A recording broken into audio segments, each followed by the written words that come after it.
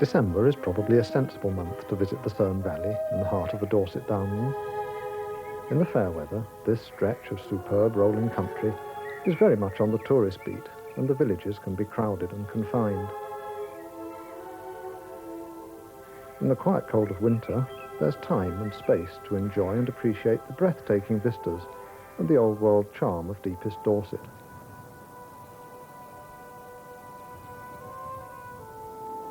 Cerne was once the largest market town in the area. Locals tell you that the early postal address for their county town used to be Dorchester near Cerne, rather than the other way round as it is now. The village was famous for its leather goods, its smuggling and its beer. The water from the River Cerne was so pure that the brew was said to be superior to all others.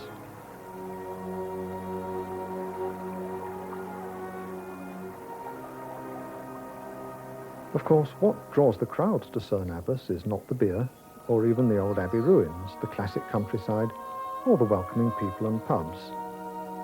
It's the world-famous rude giant, etched in chalk in all his majestic virility, on the hillside above the village. Today, the great figure stands peacefully on his downland patch, and is still reputed, by strange means, to offer fertility to those local ladies who may be seeking such a thing in these troubled times.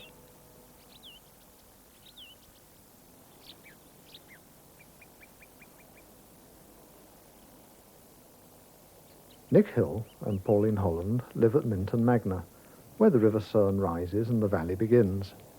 Nick is a shepherd, responsible for 1,200 sheep which graze the surrounding downland.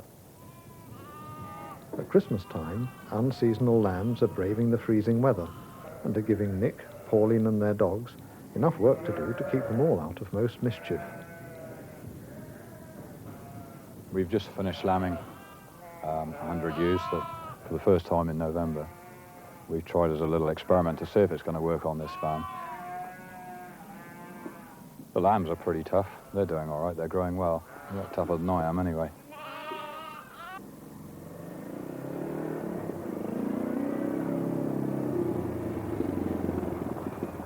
Pauline helps me a fair bit, particularly at busy times such as lambing, dipping, shearing, all the odd occasions when I need some help. Pauline's there to help me.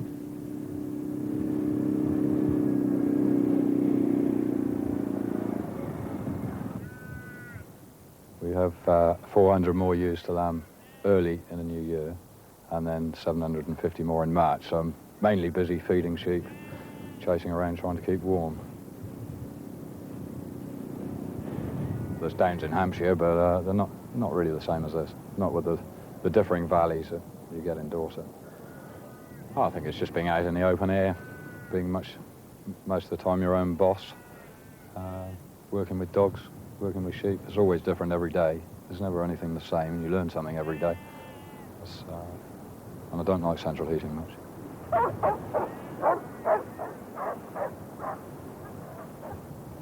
Sheep can be stupid, but they're pretty intelligent when it comes to their own survival. Find the hole in the fence and you'll soon find where the sheep have gone through. They will always find the better grazing the other side of the fence if they can. They're always looking for better things, and they look after their own.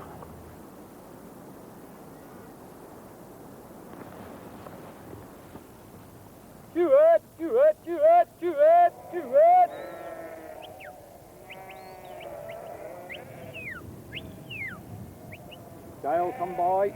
Bet, where do we? I take it I'm the leader of the pack, and the dogs are doing what they're told, as they would if they were still in their wild state.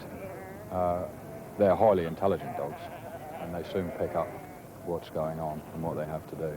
Bill, get round, get round, get round. Stand there. Bet, wait. Bet, lay down.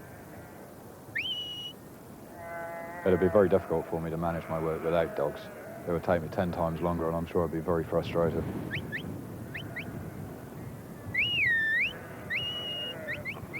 Oh, they certainly enjoy it, yeah. I'm sure they wouldn't do it if they didn't enjoy it.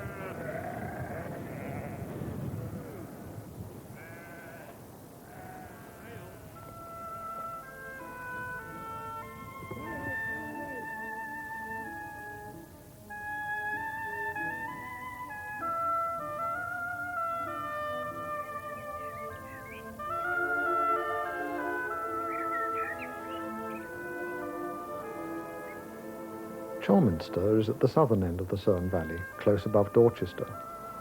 The New Inn is a favourite watering hole for veteran Dorset farmer Jack Miles and his venerable steam engine, which he cares for with as much love and attention as he does for his sheep and his cattle.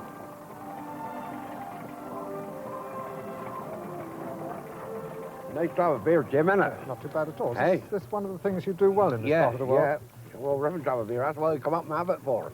To have a good beer. It's good water for making beer locally, or what? Oh, it must be, yeah. Tell me about the engine. How old is it? Oh, he was built 1901 at Marshall's at Gainsborough.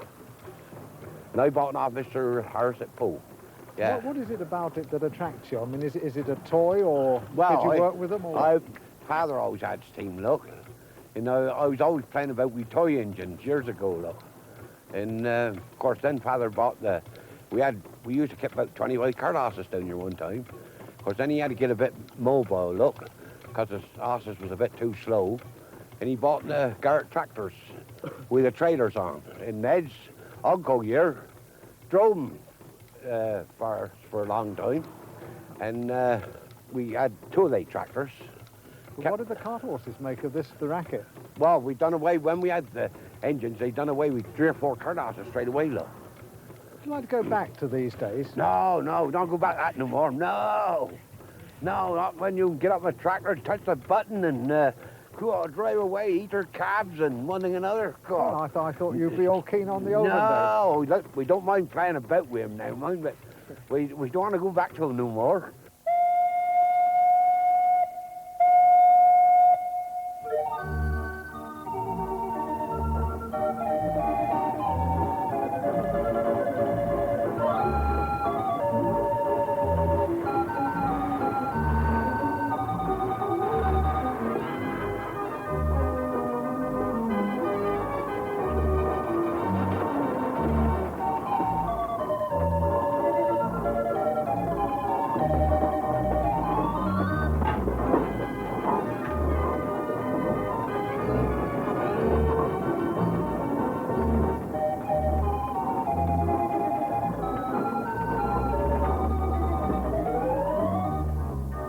Nearby Hayden Farm in Chelminster, Jack's brother Harold keeps up the steam theme with a magnificent organ, the sounds of which have echoed across the Dorset hills for many decades. That's one thing I was wanting to do all my life, is own an organ, but it took me a long time to get one. About 20 years ago I got this one, you know.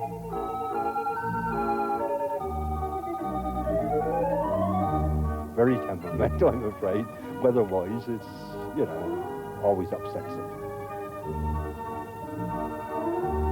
They want me played every week, really, to make a real tip-top job, you know.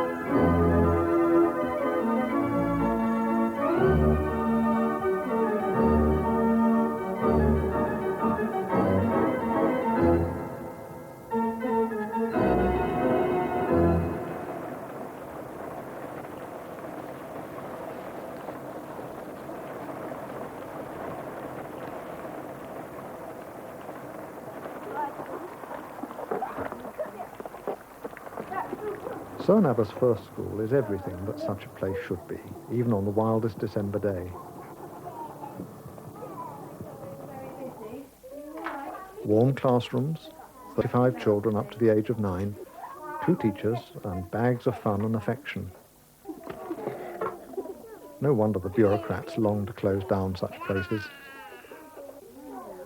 The headmistress is Joan Hudson, and in between teaching, she's busily rehearsing the children for their Christmas nativity play, which they will perform in Cerne Abbas Church during the season's festivities.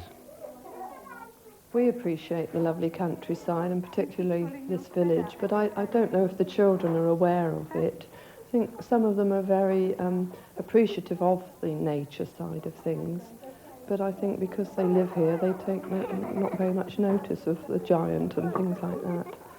I lived in a village just over the hill, and it's always stayed with me, so I think a lot of these will have that background forever, yes.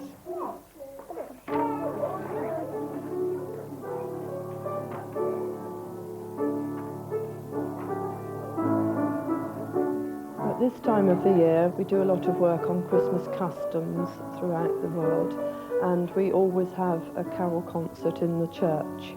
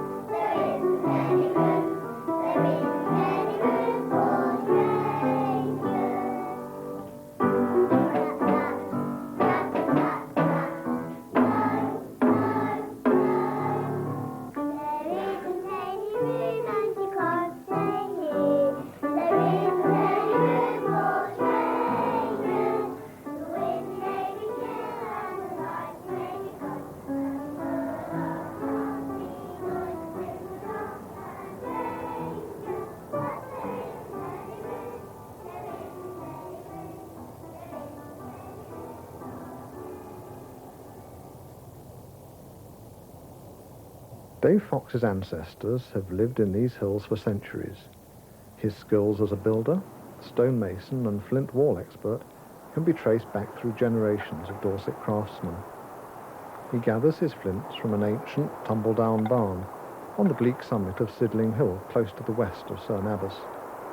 When his load is full, he heads back to the village to do some repair work on a Cerne house with the comforting name of Old Mount Pleasant.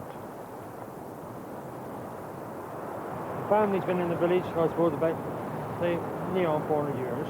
We're one of the oldest families in Cerne, probably in the area, actually, one of the oldest families. But we all got our own little secret places where we find these flints from, you know. We keep it from one another. Tragedy to see this old barn coming down.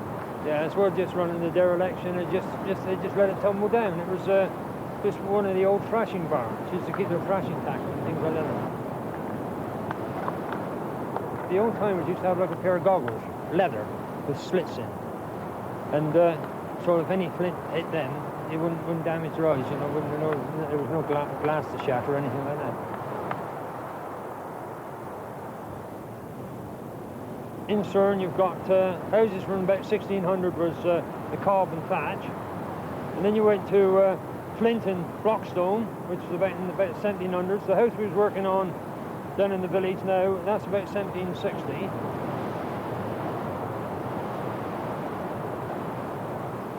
I think you've got to pick it up as you go along, really.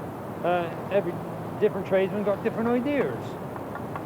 And chaps I used to work with, the old timers, they used to say, if you pick a flint up, don't put it down, use it.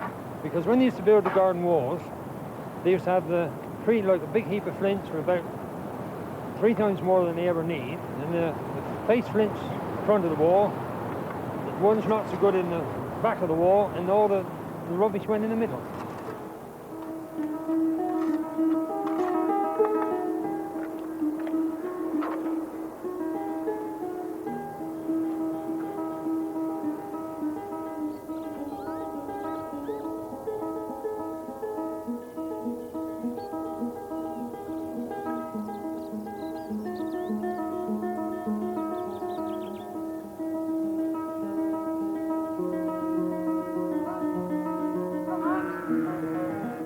Cathy Goodfellow and her husband Kevin breed and milk Friesland sheep at the family's Frankham farm on the outskirts of the village. Come on! Cathy is the daughter of Bob and Mary Stenhouse, whose cattle graze the rough ground beside the Cerne Giant. She and her mother make delicious cheese and yoghurt, which are much in demand from local people. We were too small an outfit to milk cows, so we decided we'd have a go at milking sheep. We don't run them up on the Giant, we run cattle on the Giant. We keep the sheep in the valley because we have to walk them everywhere, and so they have to be close and handy. They're really simple to milk, yeah, and they get parlour trained very quickly. We had the sheep in, and within a week they were all coming through the parlour. No trouble at all.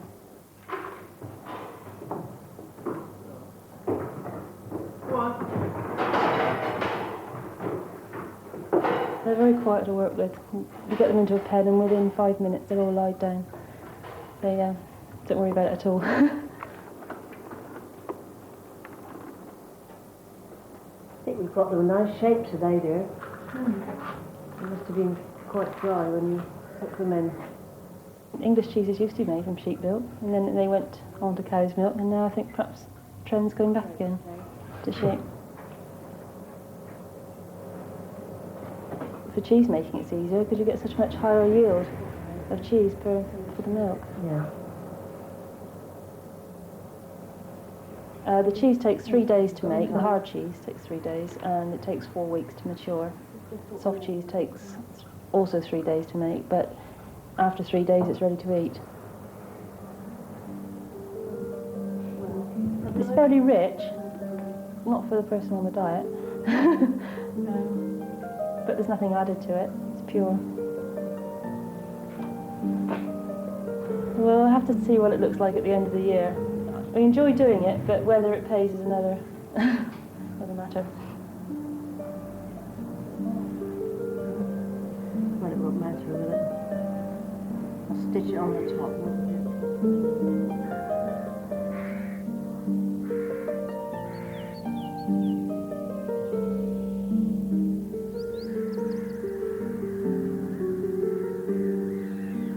Tom Shepherd and his wife Molly live in Duck Street, Cerne Abbas, and carry on a thriving cottage industry of their own, making wooden toys, skittles, mats and rocking horses.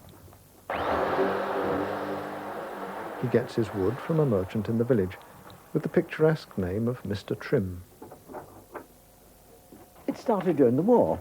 We made furniture for the children, bookcase, a bed and cot and one thing and another. And I got interested in woodwork. I've not had any training at all. It wasn't my profession. But eventually, when we approached retirement, we said, now look, what are we going to do when we retire? And we decided what we would do. And woodwork featured largely in this. A lady in Cerne had a tree blown down. It was a Dorset cypress. And it has beautiful wood inside, red wood, and I'd made dice from it. Very pleased with that. My son found a large oak table one day that nobody seemed to want. He bought it and sent it to me. All sorts of people help me. I'm always getting wood.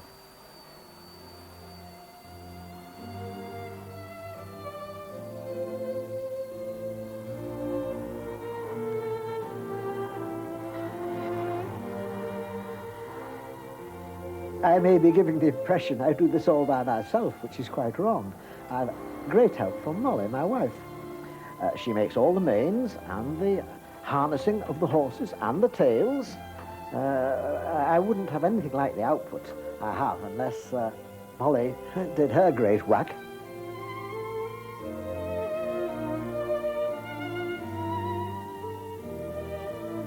I sometimes think, oh dear, I don't want to do this tonight. But when I start and get engrossed, I find it very relaxing. I get a lot of orders for perhaps people want their own house doing, or a certain building that they're familiar with. And if anybody gives me a photograph that's sufficiently good, then I can usually make a picture from it.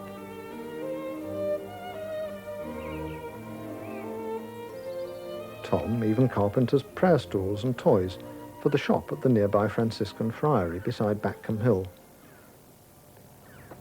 We went to the Friary one day, Molly and I, and walked in the shop, and I said, you know, I could give you a few bowls and things for this shop. Oh, would you? Yes.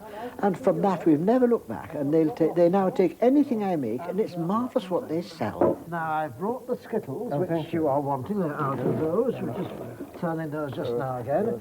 Thank you. Molly's decided on a new colour for manes and tails. It's been trial and error. Every day I go into the workshop and play around, and gradually I have improved. When I look back at some of the things I made 10 or 15 years ago, I come out in a cold sweat and think, fancy selling that. We have improved. Did Molly make the braiding herself? Oh, yes, this is a sort of crocheting, and she cuts these out first, and then weaves in with a needle here. In fact, she harnesses the horses for me, makes the tails. Well, you're a good pair, aren't you? Oh, yes, she's a very good cooperative worker. Yes, that's good. Do you pay full rates? Ah, well, we don't discuss this.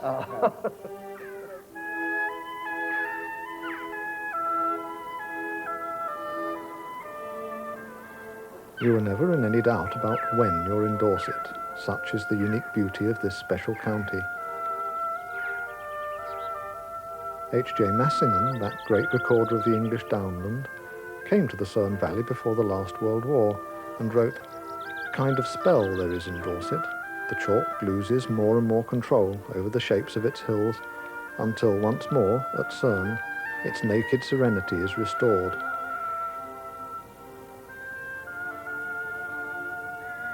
Probably these hills have changed hardly at all since the 1930s when Massingham came here, and for centuries before that as well. And this is the greatest charm of Dorset. It is still far enough separated from what modern man is pleased to call civilization to retain much of its dignity and its solitude. Here's health to the wealth and wealth to the poor. If this is all right, we'll have a drop more, eh?